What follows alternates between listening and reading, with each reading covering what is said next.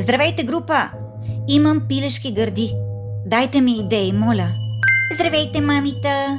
Открихме това сладко чорапче в морската градина. Оставяме го на сладоледите, ако някой си го търси. Лека вечер!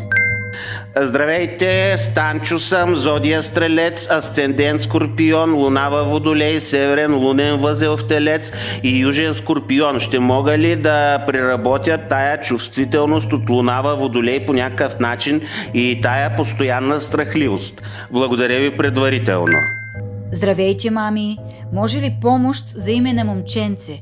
Нещо между Саня, Катя и Донка. Мъжо предложи Сандокан, но искам и още идеи. Здравейте, момичета! Бихте ли качили снимка на любовника си, че издирвам мъжа си? Понеже съм начинаещ в кулинарията, да попитам таратора колко време се вари? Здравейте, мамита! Някой дали случайно е сменял документи скоро? Предстои ми другата седмица смяна на лична карта и се притеснявам от снимката. Ще навреди ли на Бебчо? Здравейте! Мъжо напоследък е качил килца. Може ли да ми препоръчате място, на което биха могли да му разширят халката? От Люлин сме. Благодаря предварително. Може ли някой да ми каже нещо за чип в петата?